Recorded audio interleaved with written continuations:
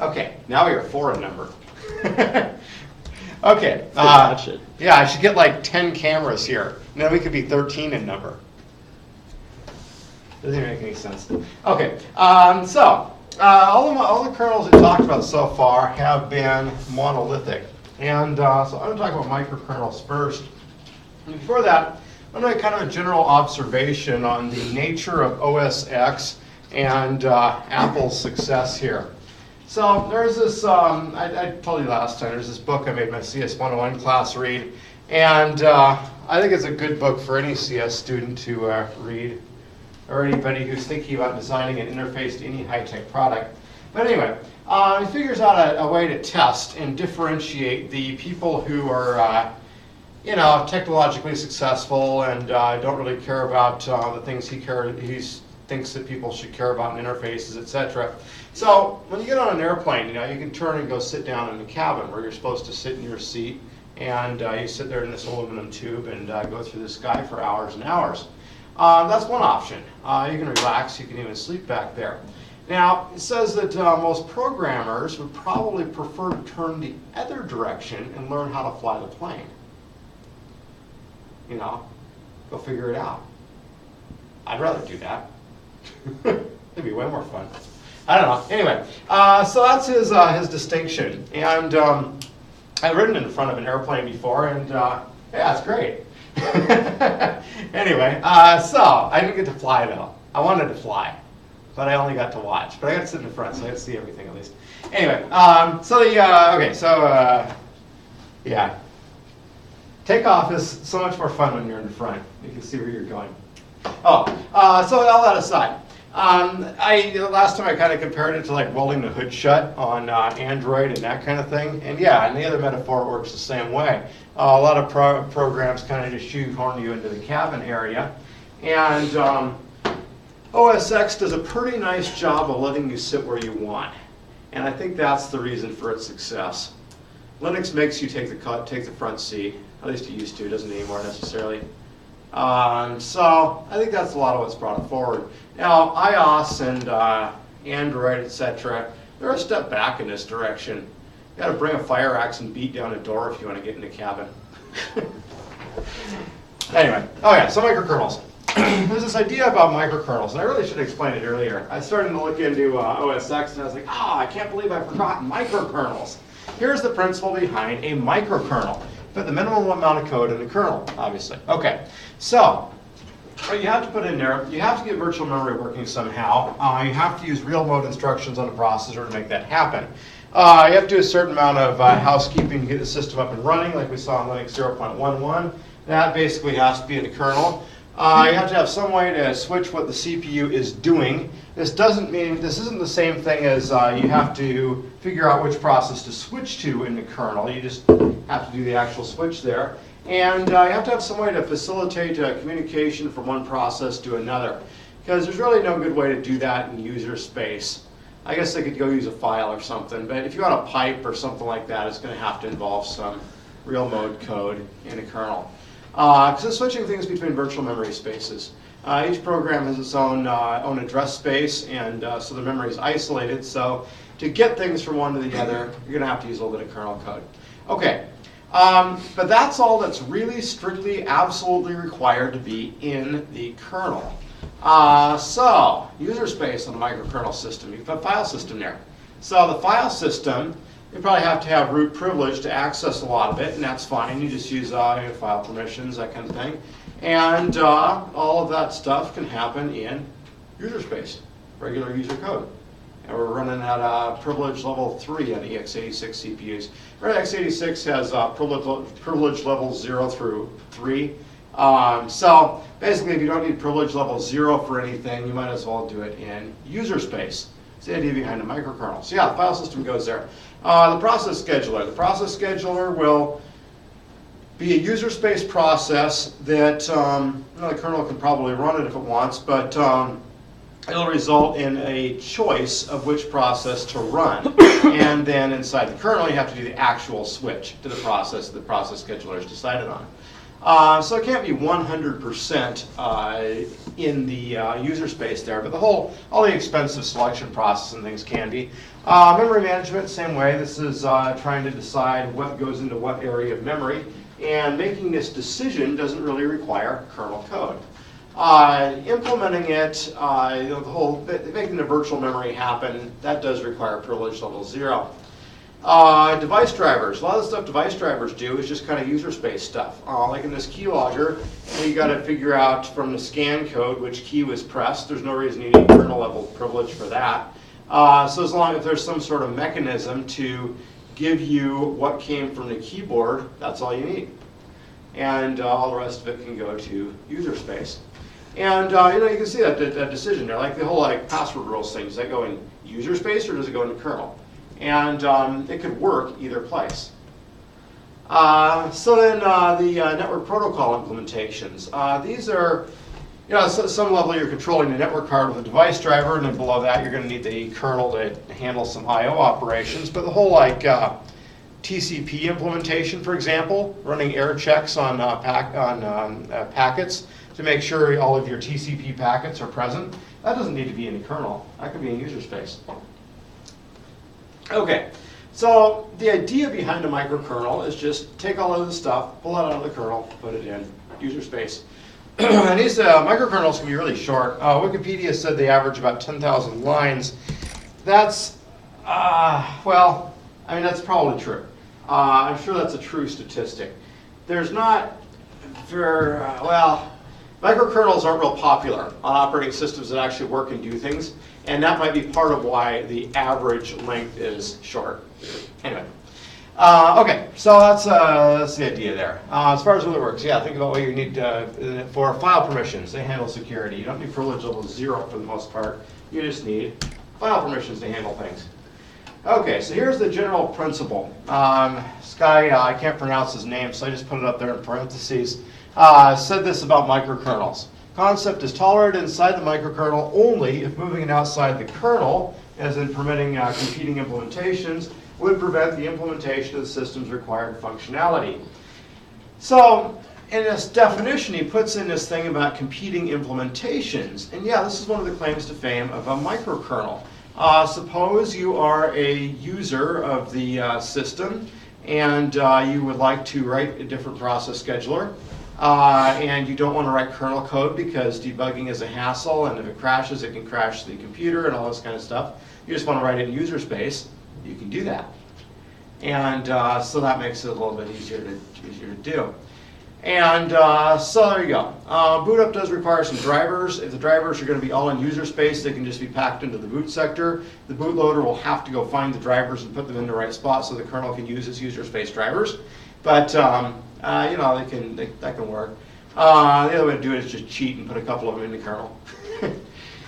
Okay, but anyway, so following the minimality principle, you just have to pack some drivers into the bootloader and something to find things in the file system, and you can do it. Okay, now the issue with microkernels is an issue of performance mostly.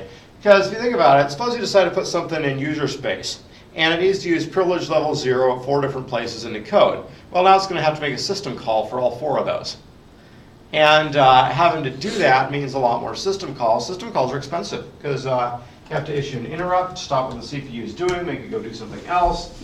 And so if the whole thing were in the kernel, then you wouldn't have to interrupt the CPU 4 times.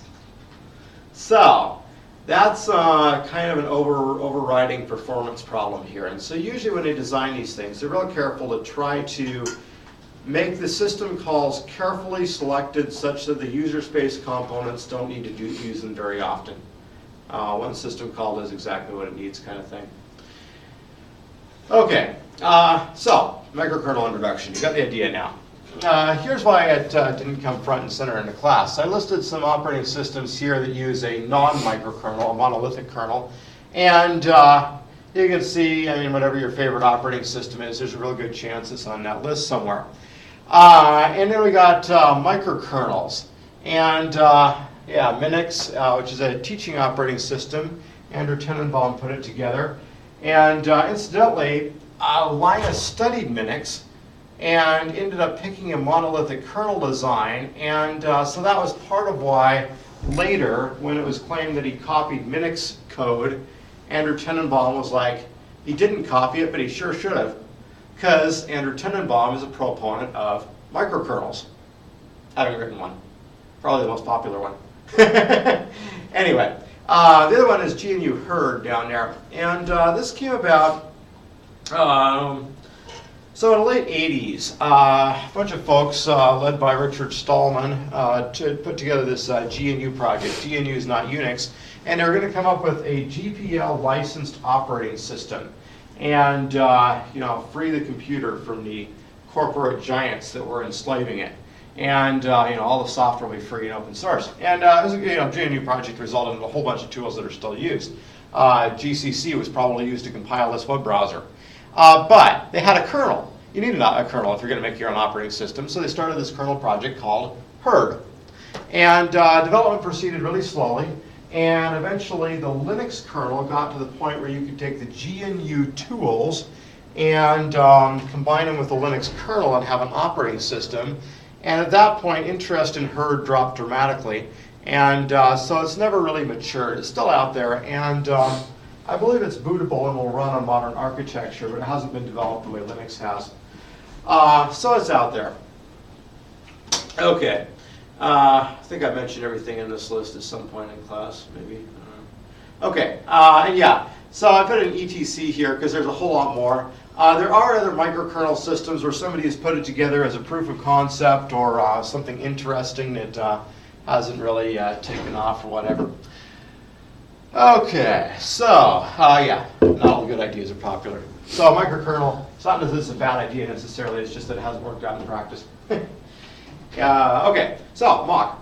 Now we get to Mach. Mach is a microkernel. And this is developed at Carnegie Mellon University. And it kind of stands for Multi-User Communications Kernel, which I realize comes out as MUC and not Mach in an acronym.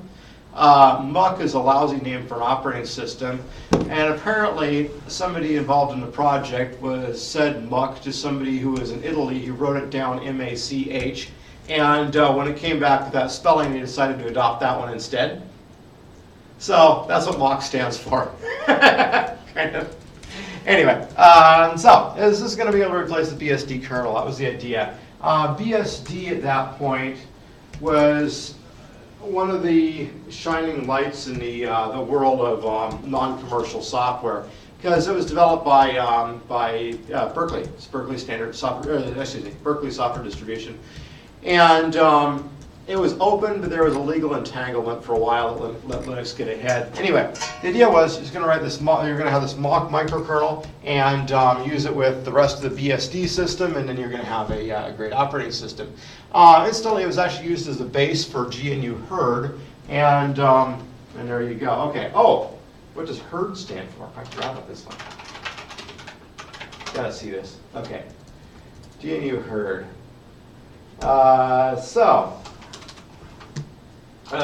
Thomas Bushnell here says, it's time to explain the meaning of Hurd.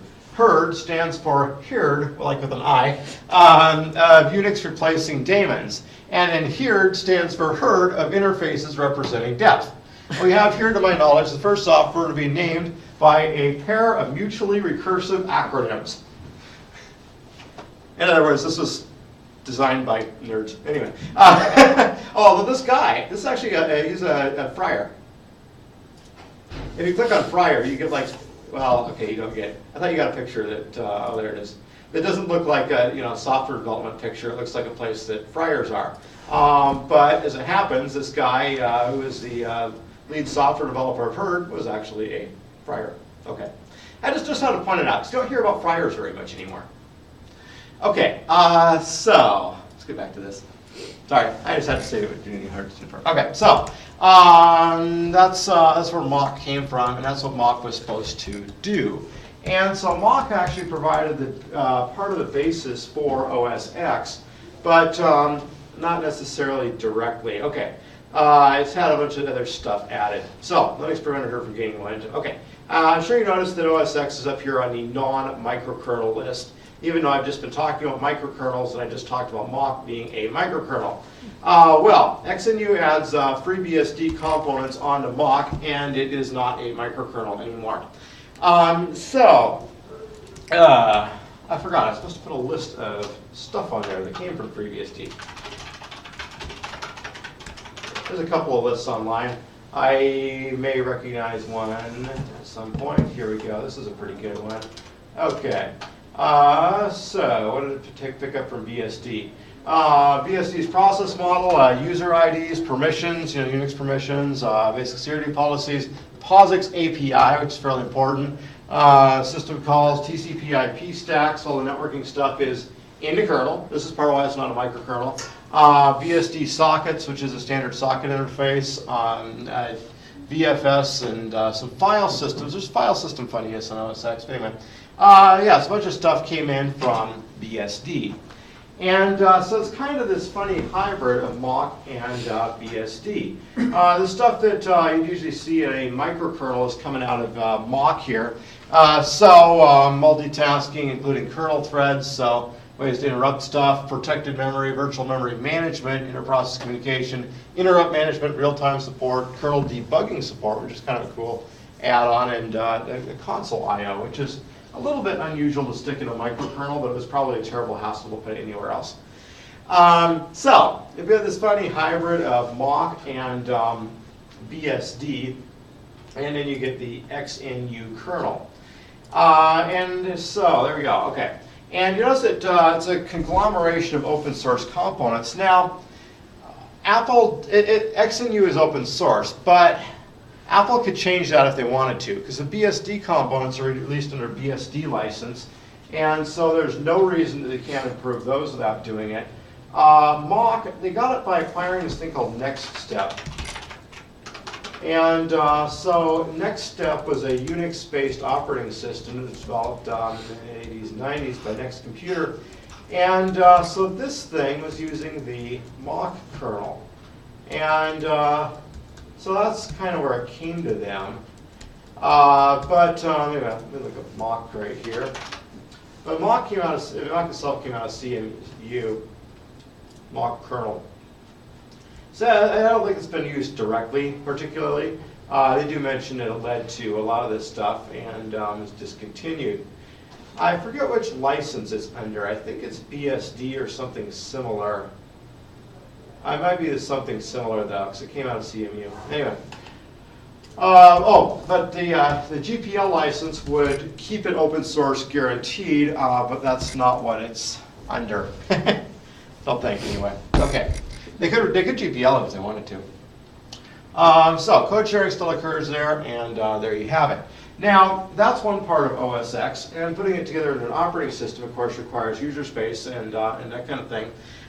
So there's this open source operating system called Darwin that came out, and this came out of Apple, and the basic idea here was to produce a BSD-like Unix that used the same kernel as OS X, and as mentioned up there, runs on x86 and PowerPC and ARM. And so this is going to be an open source project released by Apple. Okay, it doesn't include any of the proprietary components. So if you're using a Mac and a Mac graphical application, it'll probably be using some of those things, and therefore it won't run on Darwin. So they didn't really give away the valuable parts of the system to them. Anyway. Okay, so as far as where this went, so I put Apple kind of tried. Yeah, they released it open source under an open source license, but didn't really manage it in any way. Just kind of let it go. And it was a little bit hampered because a lot of the people that decided to start contributing to it were actually hired by Apple and assigned to work on OS X, because it was a great recruiting tool. If you've got somebody that's spent a long time, their own time, working on Darwin, they're real familiar with the platform, you can see what their work looks like, now you can make a good informed decision on whether or not to hire them. So probably they hired about half the active contributors, probably the better half.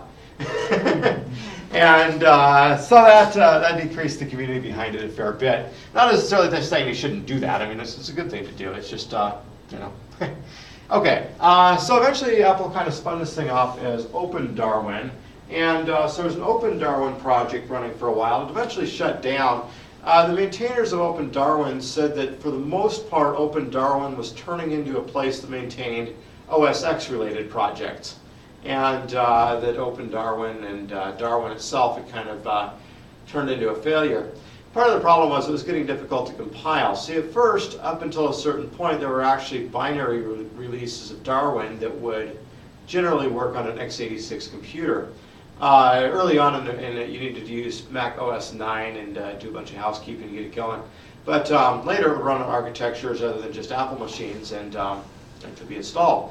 But without a lot of maintenance, things improve, things update, things don't stay compatible with other things, and pretty soon it doesn't compile very easily.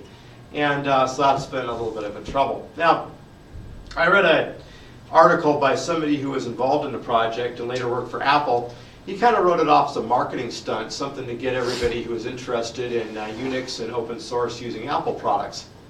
I don't know if that's true or not. He thought it was. Just thought I'd present his viewpoint here. Interesting little article. Okay, now this actually continues on now. There's this Pure Darwin project out there. And this is the continuation of the operating system there. And so it's a community project to make it more usable. Some people think of it as the informal successor to Open Darwin. The goal of the project is to provide a useful bootable ISO of Darwin 10x and 9x. So, this is a goal. It's not, this is our main product. And if you look at what they're at, you can get the code. They put it into GitHub, and so people can download it. And they have a kind of preview version. You can download Pure Darwin Christmas, a developer preview of the operating system based on Darwin 9. So they're working on getting together a binary that's actually installable and works and that kind of thing, and making some progress. So I may see something out of them yet. I suspect part of the problem is that there's a lot of competitors to Open Darwin that are much more established. If you wanted a BSD kernel, for example, it would make a lot more sense to go with FreeBSD, where you've got a large community and a maintained project and help forums, and it installs easily and all that kind of thing. So it's a little bit hard to attract users to new things. I'm not sure exactly what the attraction is of Open Darwin or Pure Darwin, either one. I was looking around to find it. It's more Unix-like, I think. Because the BSD stuff, I mean, it's there, but I think it's supposed to be more Unix-like than BSD-like, and that's the hook. Well, BSD has been one of the standard benchmarks of what Unix-like looks like. I guess. I don't know. Yeah, well, OS X is in a way more Unix-like because it's proprietary. Yeah. Anyway, so it continues on. So, XNU. XNU is a funny kernel. It's got a number of things. It's mostly pretty standard in terms of its set of operating system features. So you'd have multiprocessing and communication between processes, and things work the same way as Linux in a lot of ways. But one of the very strange things about it, which is kind of cool in a way, is this I/O kit and an object-oriented driver framework. I'm not sure I can think of another operating system that has that. In Windows, you can write your driver in C++ if you really want to, but yeah. So it has exceptions and inheritance and that kind of thing available in the drivers, and you got a database of driver classes. And I didn't set up a Mac to SSH into. I probably should have, but you can run commands on it and find out stuff about the set of driver classes and whatnot, and see what's under there. Having a driver's object-oriented makes a lot of sense in certain ways because each of the gadgets in the computer is in fact an object. You got network cards and stuff, objects. So if you have objects that represent those, then you can say, well, I'm going to take the object that represents my network card, and then I'm going to have it do things by calling methods on it. Kind of natural. So it's an interesting idea. Incidentally, it does use C++. Not Objective-C. And in fact, as far as I know, there isn't any Objective-C in XNU at all. Objective-C is used for user-level programming in this operating system. Okay.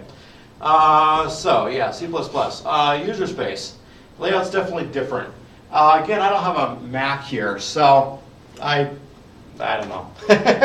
My observations are probably not that worthwhile. But the layout's definitely different. In some ways, it's kind of sensible. So like in Linux, for example, you got a user, opt, and var.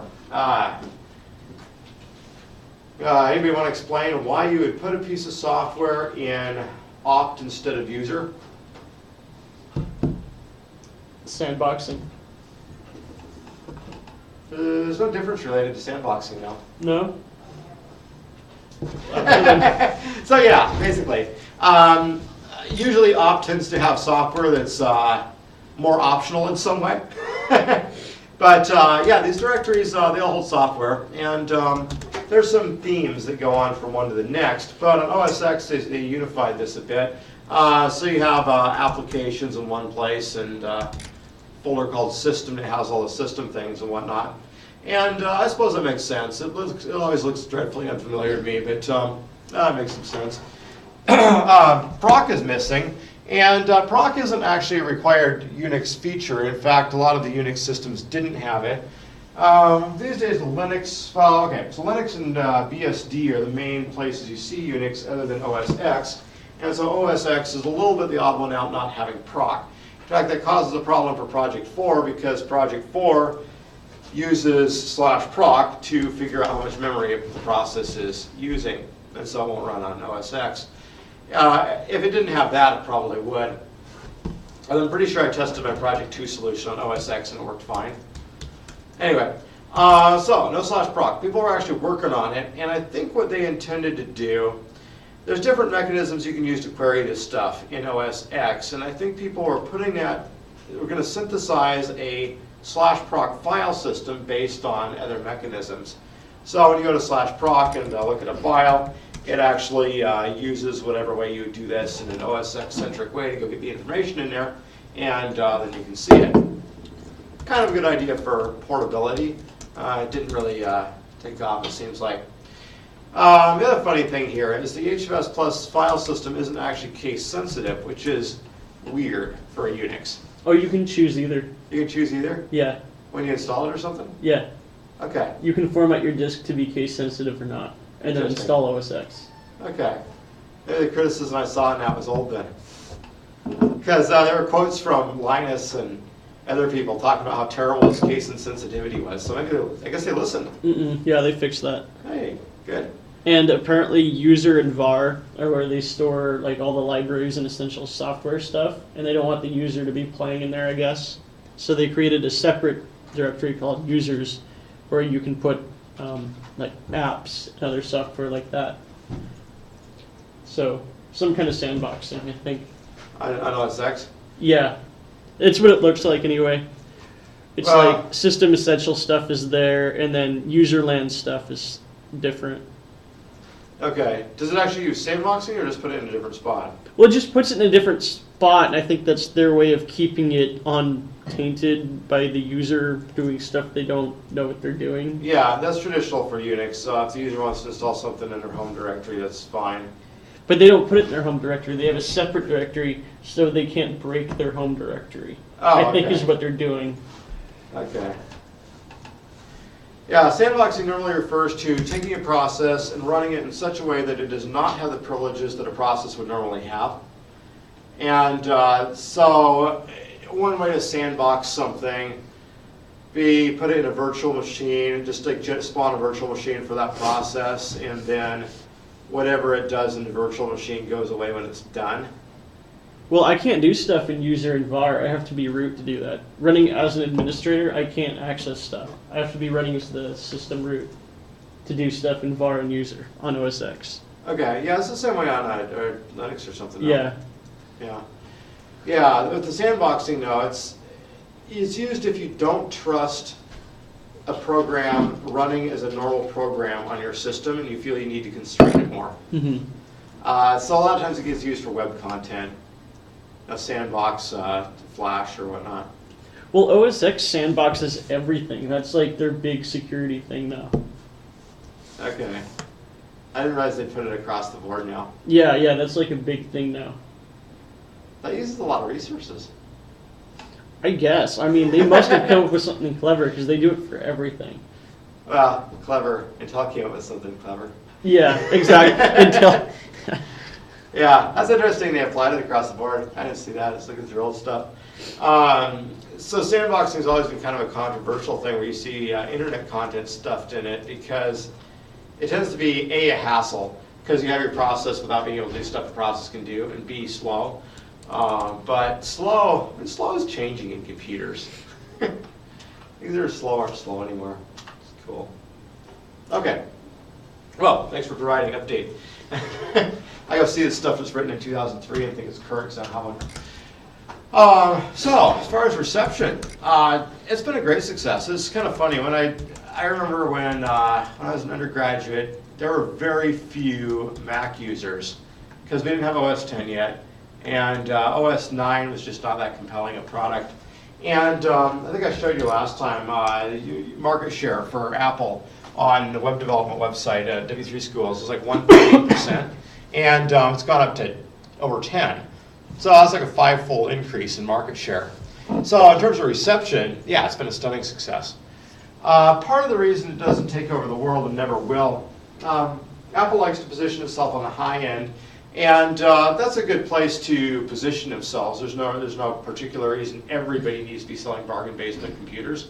And but putting themselves on the high end does mean that they're never going to build all the computers in the world. You know, if you're Mercedes-Benz, you got two choices. You can start building economy cars and lose the high end, or you can stay where you're at. And so positioning themselves there, and it's a great way to bring in new technologies, because if people are paying an extra couple $100, then you can try something new. Generates a good research budget, helps them keep ahead. But it's probably always going to keep their market share down a fair bit. I realize that's not quite true in the phone world. Because in the phone world, iPhones are extremely competitive. They're 30 or 40%, not 10%. But they don't have an established competitor there that they're going after yet. They just got Android, which came up later. And so I guess it's getting to be an established competitor. It's taken over most of the market. I don't know. They're competing more successfully there. Let's just put it that way. A lot of people, so OS X came out on this power architecture, and it actually still kind of shows in some ways. Like the HFS file system was developed with Big Endian Order for the power architecture, and so now they got it running on Little Endian architecture, which it's odd, but it works. You can make the translation there. Big Endian to Little Endian is not a big deal. It just has to be done. Oh yeah, but the transition happened around OS X 10.5, I think, 10.5. And after that, OS X doesn't actually run on Power architecture anymore. I've talked to a fair number of Mac users who felt a little bit betrayed there because a lot of the apps don't support that older version of OS X. And so if they bought an expensive computer with the expectation of keeping it a long time, then they're stuck with an older version of OS X. I picked up a laptop for $25 once with Power architecture, and it was a recent Power architecture. It was kind of the end of the generation, and so I was thinking, oh, this is a pretty good laptop for this price, and later I was realizing, wait a minute, Linux works really badly on it. OS X doesn't really work on it, so you can't use anything later than 10.5, which came out many years ago, and so it's actually kind of a paperweight. I was thinking about setting it up to play with it for today, but I don't know how to hook it up to things. Anyway, so good success. Takes the Unix flag and runs with it. Works pretty good. They were naming things after cats, which I guess is cooler than using Toy Story characters or random animals like Ubuntu, but they eventually ran out of cats. They never used the saber-toothed tiger or the Smilodon. I'm figuring that they thought naming a product after something that was extinct was like a bad idea. But other than that, it's a fairly comprehensive list. They didn't pick the smaller cats like servals or bobcats or whatnot. How do they run out of cats? There's like millions of cats, or like hundreds or thousands of cat breeds. They only wanted the big ones. like lions and tigers. Yeah. And bears. Oh my. Yeah, so like a serval is it's a lot bigger than a house cat. There's one. They actually look cool. I think that a pretty decent name. What's that? They should have started naming them after house cats, like Tabby or. Right. I actually don't know that cat. I think they were just concerned about dilution of the branding. If, it moved from Lion to Serval to Bobcat to Tabby, and, So they went to places in California. Like, what kind of transition is that? well, it's where they are. I don't like A lot it. of places in California. Yeah, so like the latest one's named after a rock formation. I would be a little bit hesitant in some ways to name a software product after a rock formation because the rock formation does not change very fast. And that might be a bad implication for a software product. Well, it I didn't don't wanna change name at all, it after though. Something like Fresno either, because that's not a very good city in here, right? Well, yeah, you got people that like them and don't like them. Well, I guess that's true of the cats too. I mean, you probably got somebody out there whose uncle got eaten by a lion. Well, I guess watched a the video one time. It was a BuzzFeed video, and it was where they introduced people. They got a bunch of people who don't like cats, and they gave them a box of kittens. In fact, when you get that projector working, we should pull it down, and that'll be the first cat video we'll have on our 24-hour streaming cat video projector. Oh, that one I works see a now. bunch of people that hate cats punching them. I just didn't turn it on because I only needed the notes over here and the occasional web browser. It works now. No, I switched machines up here, and that's why nothing else works. And well, whatever. Sorry, I don't mean to complain. It's a good computer. I like it. Thanks. Kevin came out. Oh, also, anyway, well, actually, on that video, they did like the cat, or did like the kittens eventually. But they were like holding them like, you're just going to start biting and scratching me eventually and stuff like that. I don't know. Well, that's what kittens do. That's part of being cute. It's biting. Yeah, Apparently. and tearing through the house and destroying everything, and Yeah. you have to hide your glasses, not hide a place you can't get to, or else they'll throw them on the floor. Yeah. Yeah, my brother had a kitten when I was, as soon as I was going to college, and I had a dot matrix printer, so, it goes back and forth, and here. She could hear the printer from all over the house, and she'd come tearing in and rip the paper out of the back of the printer. The You're favorite usually thing not to supposed do. to let your cats control the house. You're usually supposed to like discipline them if they do. Usually like with a spray bottle from far away so they don't see you doing it. Yeah, I just had to push the print button and go to the door to catch her when she came in. Like incoming kitten. Trot for across the house. Yeah, dot matrix, the matrix printers are still used, and in fact, I held some paper that was printed by one minutes before a couple days ago, because I rented a car, and the rental place used dot matrix to print 3 layers deep with carbon copies. So the way a carbon copy works on paper, you got a layer of paper, and it's got this stuff on the back of it, and you got another layer of paper, and so when this gets hit, by something, whack right there, it makes a mark on the second one down. Another alternative way to do it, use pressure-sensitive paper down here, and then the whack makes a mark through the pieces of paper. And if you put too many layers of paper, of course, this has been squished out and doesn't work so well anymore. Yeah, they're using a copy like that. And a dot matrix is actually an impact technology. It has a ribbon that, so basically the ribbon, it's got a roll over on one side, and it goes down and over and then up to the other one. And I think there's some kind of communication that takes it through and inks it. There's ink.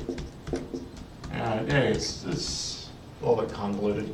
Anyway, so it's got a little hammer thing that whacks this. And I like to mark all the time. And call counts. Okay, so that's about what I have for you on this. XNU is out there. You can try running it open source if you want to. It might not be the best way to do things. You can buy one if you have money to do that kind of thing. And what does it say?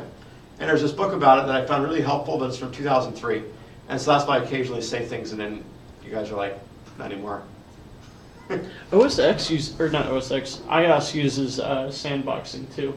That's why there's viruses for Android, but they don't work on OS X or iOS because iOS sandboxes. So Apple's big on sandboxing. Yeah. Well, at least publishing Android apps is actually easy and not really annoying, and so you can process like. Oh no, they have to like live up to Apple standards apparently, which is ridiculous. Oh, and at least you don't have to buy like 50 Apple products just to publish an app. Did you know you have to actually like show your app running on like 6 different iPhone devices or something? Really? Well, you have to do it on multiple iPhones, because I think that's what we have to do for the LCSC campus type app last semester, or last fall. You have to show that it runs on more than one? Yeah, like on like iPhone 4, iPhone 5, was iPhone 6 out? Yeah, iPhone 6 was out by then. Oh, you just have to show that it works across platforms. Yeah, so you have to actually, well, you can use some of them with the simulator, but you also have to do a lot of them with an actual, iPhone. yeah, an iPad tablet. It's really expensive to develop Apple iOS apps. And I'm pretty sure it's iOS, not iOS. Oh, I was correct, Okay. that's not used. oh, okay. iOS. I always thought it was iOS because you got so many OSs that are called that, ZOS or whatever. Maybe it's supposed to be ZOS. Maybe I never it's asked supposed to be iOS. IBM. Nobody uses it enough to know. I like iOS. I like iOS better though. Yeah, iOS, good. Yeah. Well, it's part of protecting your premium brand, having the apps work right. Yeah, if you're, suppose you're, you're Mercedes-Benz and you're making a car and you want them all to look nice, you want to actively suppress cheap aftermarket gadgets that make the car work badly.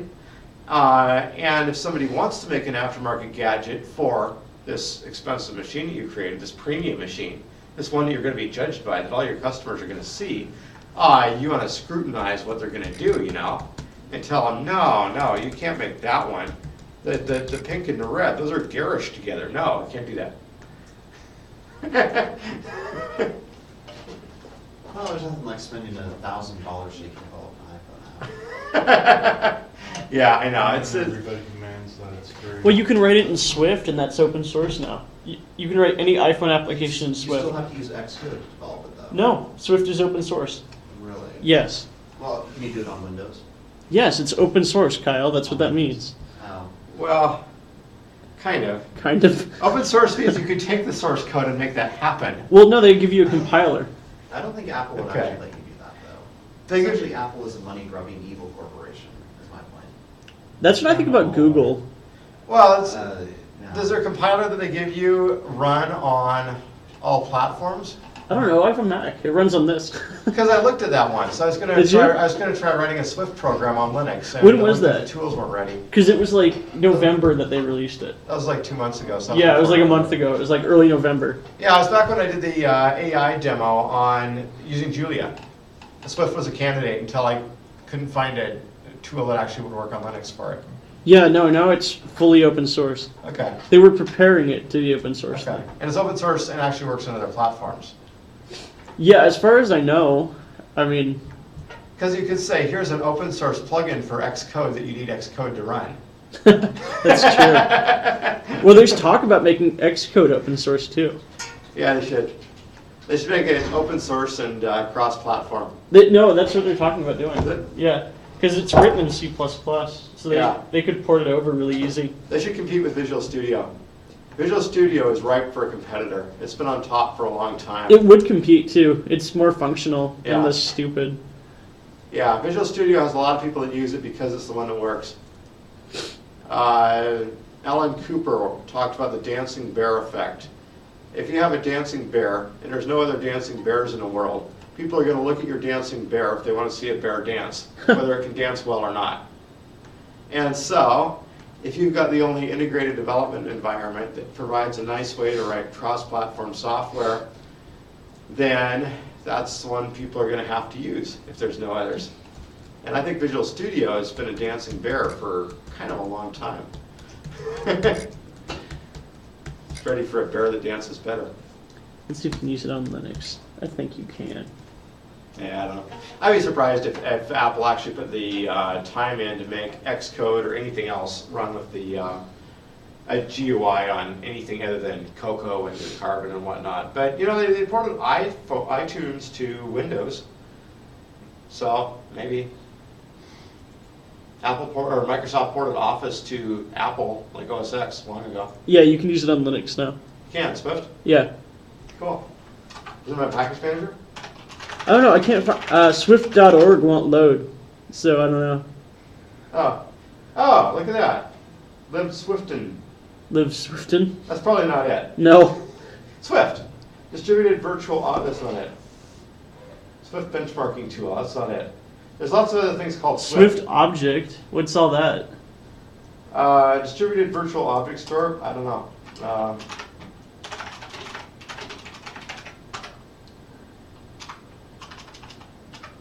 What is it? New package lists.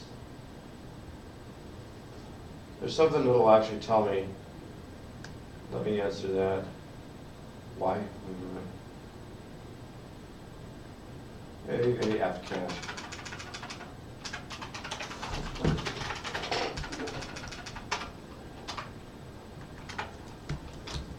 Is there too much space there?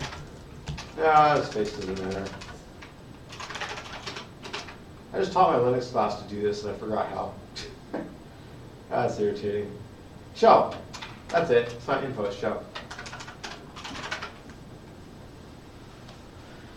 OpenStack Object Storage, codename Swift, is an open source software creating redundant, scalable object storage using clusters of standardized servers to store petabytes of accessible data. It is not a file system or real-time. Okay, this is not Apple Swift. Okay. Yeah. It says they released it. I don't know. I think you have to go to Apple's website and download it. Yeah. So it's released somewhere. SwiftLinux.org. Oh, this is not Apple Swift either. So they picked a dreadfully generic name that lots and lots of people seem to have. I'll Many just sue things. them and make them change it. Yeah, that's true. Apple will probably make sure they're the only ones that can say Swift. If you say that your car is Swift, you'll have to pay them a licensing fee. Actually sue somebody who came out with the name first for the name. If you have enough money and enough lawyers, Okay. and you're willing to risk being thrown out of court and made to pay your opponent's bill, yeah, you're right, one load, whatever. I'll look later. Okay, well, that's my brief summary of XNU. Not in that much depth, not that current, but that's where we're coming from. Oh, you have to download their SDK Oh, okay. for Linux. And somebody should try out Swift. Maybe you can write a fork bomb in Swift. Extra credit if you do it in Swift. I don't know. I'm not sure if I should try and bait somebody into doing that at the end or not. I guess Well, just redo it and see. It's low level, so you could handle signals. You could do it. Should be able to do it. Yeah, I don't see any real problem here. Okay, if anybody wants to do the fork bomb in Swift, I'll give you 10% extra credit for it. So how much extra credit do I get for stealing your password successfully? I think negative 10%. Negative 10%. Do it. I think I should get like 50 or even 100%. I think you should. That's a lot of that's a lot of negatives there. Negative 50 or negative 100. I think you should lose 10% for every password that he stole. Oh, there you go. Now negative 10% for everybody who stole. Yeah, there you go. I think I should get extra credit, like positive extra credit, because that was a pretty good feed. That was pretty good feed. I should have still given myself sudo privileges. I think I should be able to have sudo privileges just because I stole your password. So if you give me sudo privileges on my software, I won't do anything bad, I promise. Should steal everybody's password. Well, I can't do that. Or fork Well, bomb. sure you could. You could set up a module that records the password has to be given before it's hashed at some point. Because the user gives something and then it's hashed and then the hash is compared. So there's a before the hash happens. And there has to be, right? Oh, that's an interesting thought. Yeah. I'm So- just saying that deserves sudo privileges for technically hacking a software, like logging onto your account once and then immediately. And then telling you what I did. Any other questions, comments? Okay, I'm calling it good. Oh, hey, download Yeah. swiftlinux.org.